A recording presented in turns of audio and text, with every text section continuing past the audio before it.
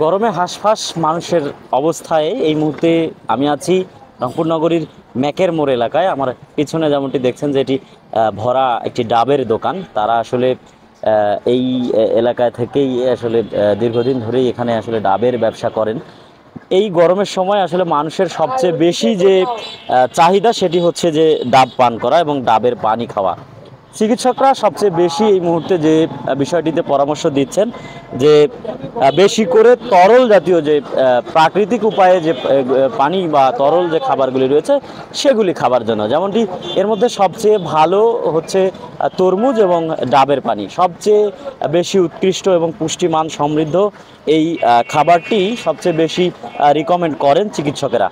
এই মুহূর্তে আসলে খাবার স্যালাইন যেটি সেটিতে খুব বেশি মানুষ ঝুঁকছেন, যদিও চিকিৎসকদের পক্ষ থেকে বলা হচ্ছে যে খাবার স্যালাইনটি আসলে খুব বেশি করে না খাওয়া এবং এর এর ব্যতিক্রম হিসেবে বা এর অপোজিট বিষয় হিসেবে চিকিৎসকরা যেটি বলবার চেষ্টা করছেন যে ডাবের পানি সবচেয়ে বেশি নিরাপদ এবং এই গরমে আসলে ডাবের পানি খাওয়াটাই সবচেয়ে বেশি ভালো। তবে এমন মুহূর্তে বা ডাব যেহেতু আসলে অ্যাভেলেবেল পণ্য নয়, যেহেতু এই পণ্যটি আসলে প্রাকৃতিক উপায়েই তৈরি হওয়া, যার কারণে এটির কিন্তু মূল্য নিয়ে নানা সময় নানা ধরনের কথা থাকলেও এই গরমের সময়ে আসলে খুব বেশি দাম বাড়েনি। কারণ আমরা দেখেছি অন্যান্য সময়েও যেমন 110 টাকা থেকে 115 টাকায় বিক্রি হতো, সেটি এখন কিন্তু 100 টাকা থেকে শুরু করে 140 টাকা পর্যন্ত কিন্তু এই ম্যাকের মোড় এলাকায় ডাব বিক্রি হচ্ছে। এখানে ডাব বিক্রেতা যারা রয়েছেন তাদের সাথে কথা বলেছি, তারা যেটি বলবার চেষ্টা করছেন যে আসলে তাদের পরিবহন খরচটি বেড়ে যাওয়ার কারণেই অনেক বিষয় তারা মাথায় রেখেই আসলে এই পণ্যগুলি বিক্রি করে। এখানে একজন আছে, আমরা একটু যদি তার সাথে কথা বলি যে ডাবের বাজার কেমন এবং বিক্রি কেমন হচ্ছে। বিক্রি ভালো হইতেছে।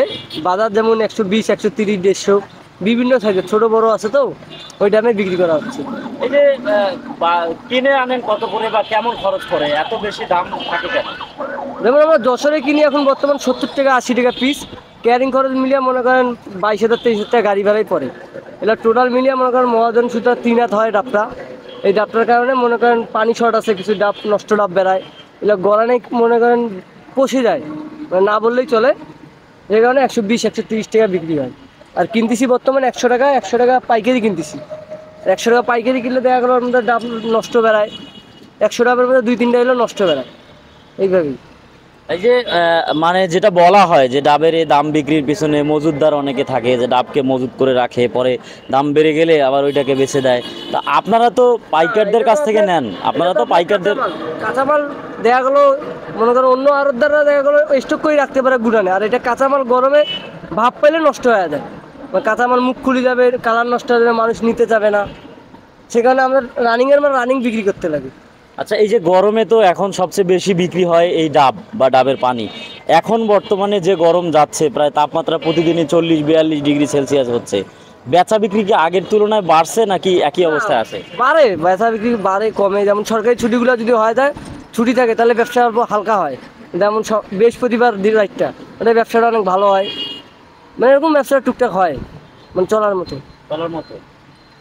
ধন্যবাদ। আমরা আসলে কথা শুনছিলাম এই ম্যাকের মোড় এলাকার ডাব ব্যবসায়ীর সাথে। তিনি আসলে বলবার চেষ্টা করছিলেন আসলে এই যে ডাবগুলি যেগুলি দেখছেন বিভিন্ন সাইজের বিভিন্ন আকারে কিন্তু আসে, সেই ডাবগুলি কিন্তু তারা আসলে নানা উপায়ে কিন্তু বিক্রি করে। এই যে একেবারে সাইজ অনুপাতে কিন্তু ডাবগুলো বিক্রি হয়। এখানে আরেকজন আছেন ডাব বিক্রেতা, তার সাথেও একটু কথা বলতে চাই যে এই যে ডাবের নানা আকার কোনটার দাম কত এবং এটি মূল্য নির্ধারণ করা হয় কিভাবে?